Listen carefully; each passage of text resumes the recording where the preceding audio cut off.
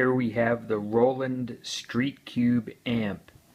This is a portable 2-channel with auxiliary input amp that runs on the included AC adapter or AA batteries.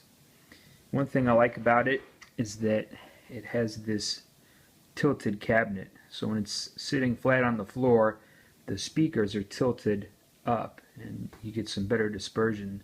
So when you're playing with this, you can set it on the ground or you could put it up on a table and it's going to sound pretty good.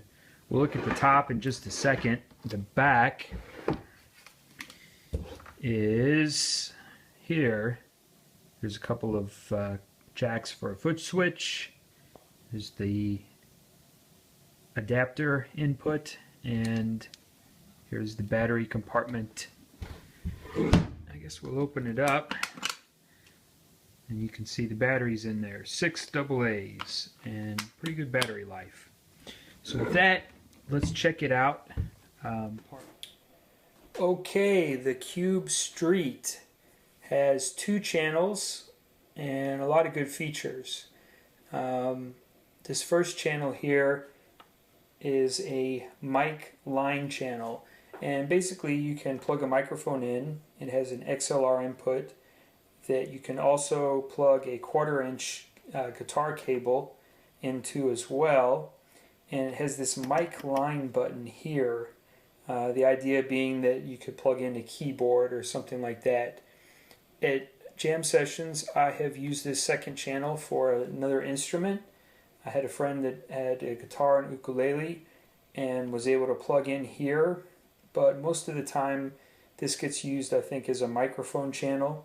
It's got 2-band EQ, bass and treble, and delay and reverb, which is a nice feature. So even though I play instrumental stuff on the guitar, I usually have a talkback mic where I can talk to the crowd, and I'll plug it in here, add some reverb, and that's a nice sound. It's a good feature to have. Real quick, over here you can see there is a stereo aux in, and that can be used if you have a phone or an MP3 player like an iPod, where you're going to plug in and play some music when you're on your set break, or even you could use this as a battery powered speaker to play your tunes when you're hanging out by the pool or something. And then there's a stereo headphone input. You can't see it right now, but on the back there's a foot switch that lets you, I guess, use some of the features on here. I haven't really used the foot switch, but the one thing I wish this amp had, if you're listening, Roland, is a Lineout, which would be great. You could set it up, plug in, dial in your effects, and use the Cube Street as a monitor, and then run the Lineout to a PA.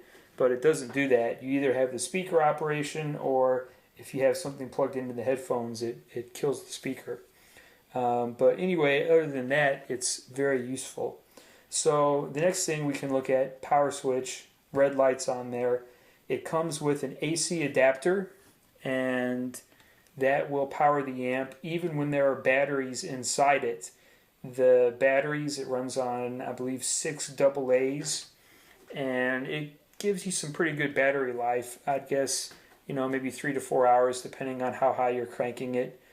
But at the same time, if you can ever plug it in and use this AC adapter, I would do that, so you're not going through batteries.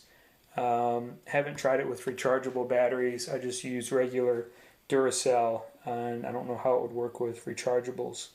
So anyway, when the batteries are in and you have the AC power plugged in, it runs on the AC power, so you're not using up the batteries, which is a nice feature. You can just leave the batteries in there and grab and go as you need it, plugged or unplugged. The next thing we want to look at here is the guitar channel, and this is what we're going to be exploring here, both with electric and acoustic. Real quick, you got a 3-band EQ, bass, middle, treble. For most of these, I tend to leave it around noon.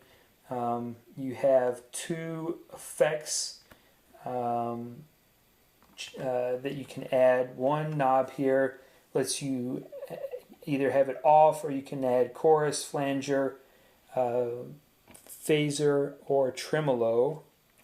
And this one here, delay and reverb of different amounts. We'll check those out.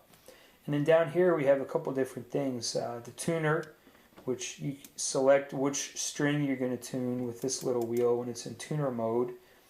And it's got basically standard tuning, and then A flat and A double flat, otherwise known as G. And you have two settings here that also let you use this as an instrument or a microphone input. But with the guitar, we're not going to probably use either of these. We're just looking at these amp simulators here. And then to go with your amp, you have a gain and volume knob, which is handy if you have something like this, Marshall Stack style simulator.